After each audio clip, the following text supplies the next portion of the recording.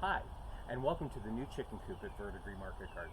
I'm going to take you on a little tour and show you some of the features and also how we built it with sustainability in mind. The first feature that we're going to talk about is the door. It has a slide bolt lock, and it also has another lock on the bottom which is bolted. It secures the door shut, closes any gaps, and can confuse any predators.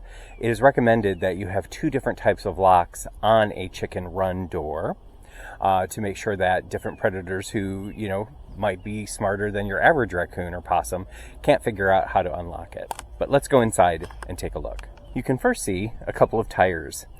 One courtesy of a friend of ours, and the other courtesy of somebody who dumped it behind our garden in the alley. So these tires will eventually be filled with dirt, sand, and diatomaceous earth. These are what we consider chicken bathtubs. This is where chickens will take their dust baths. So the diatomaceous earth and the sand and the dirt will help them clean under their feathers and make sure that they don't have mites. Some of the sustainability features are that the bottom part is actually timbers that we had used in the garden earlier. So it has been reclaimed. They are 4x6s and they used to ring bed. So they are treated so they can touch the ground and be weather tight. I then put a pallet down.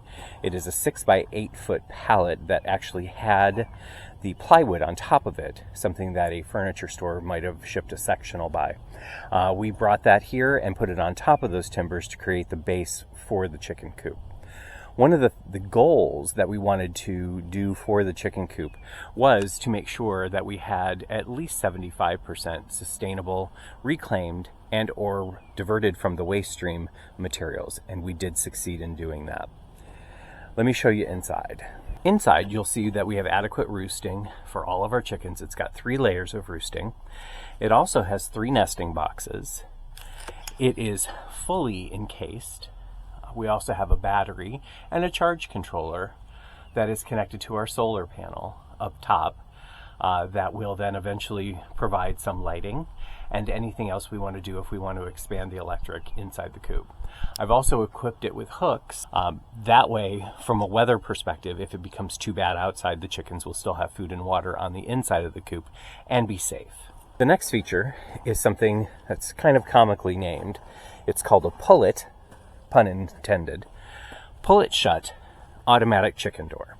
So this particular door is a mechanized door that is connected to a solar panel that is also connected to a light sensor. So when the light comes up in the morning, the chicken door opens and allows the chickens to come out and be in their yard. It also then closes them in at night when the sun goes down and it's no longer light, and that way no one has to be here in which to do the closing in or out of the chickens.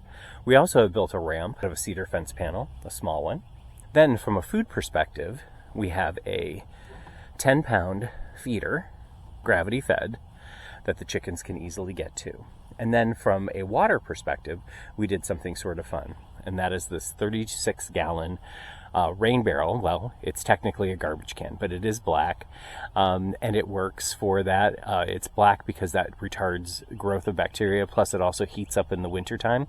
It is south-facing, so what that will do is prevent most days of the water for the chickens being frozen. As you can see, it's also connected to a downspout that is connected to a gutter system.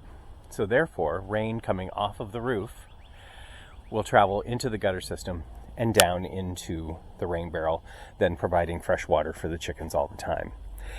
Chickens are well equipped for drinking rainwater. Their gut systems are fine for that. This is an interesting feature. We created an outdoor roost. This was a bargain. It basically cost us $1.50 to $2. The green items were fished out of the garbage can at Home Depot, and the other pieces of wood were a single piece that was in the 70% off bin that literally cost, I think, between $1.50 and $2. It is attached to the structure, so it gives them an outdoor roosting space. The total square footage of the coop itself is 6 foot by 8 foot. And then we also have the chicken egg door that we built in, which gives easy access to get into the nesting boxes for me to collect eggs. The run itself is approximately 20 feet long and 12 feet wide, and then approximately another 10 plus feet high. We have 36 inches of half-inch hardware cloth all the way up to the first rung.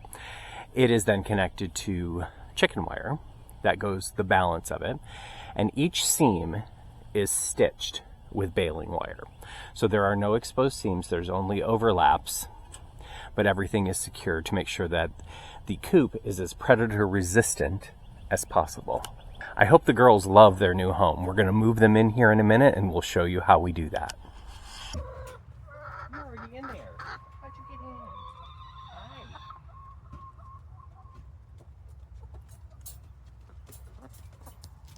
There's two of you.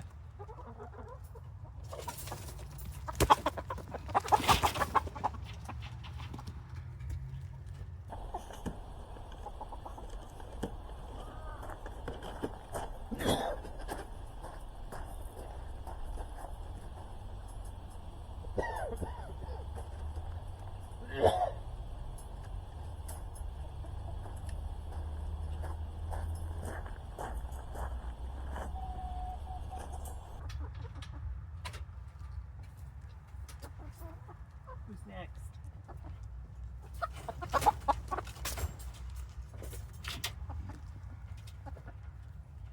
Come on.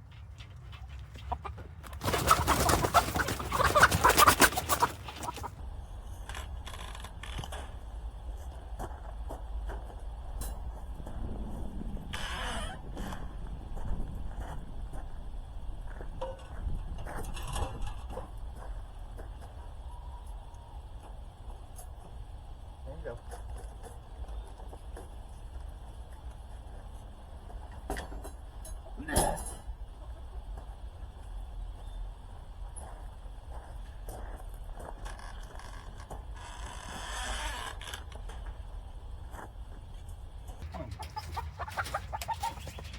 Don't hurt yourself.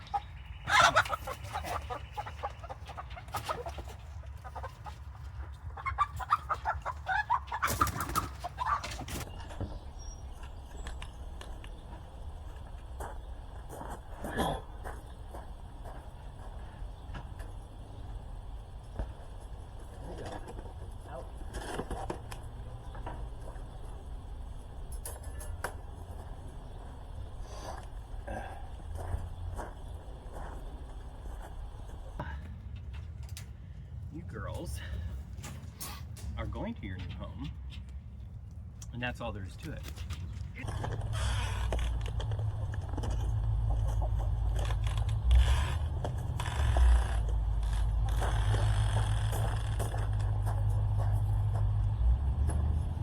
I got it. Go ahead. They opened the door themselves. They're like, "F you, bitch."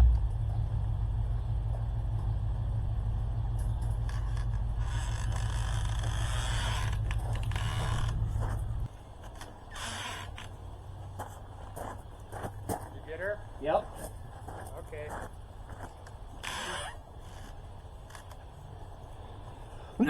One more. Hey, baby. Okay. Make sure you get the wings. Well, right now.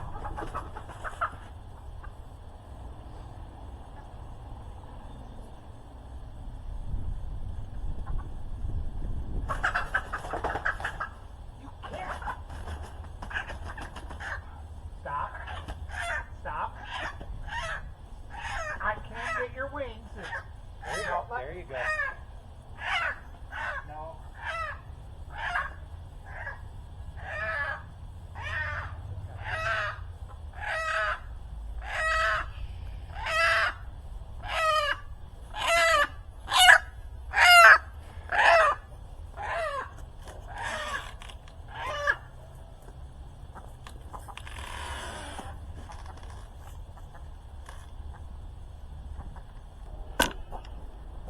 They had gravel once.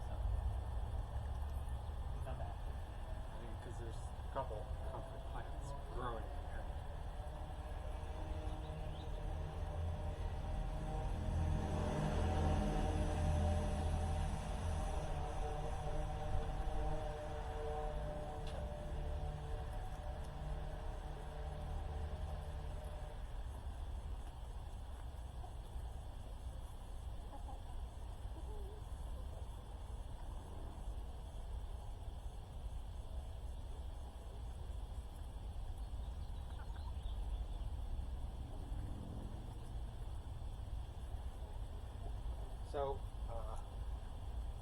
while you were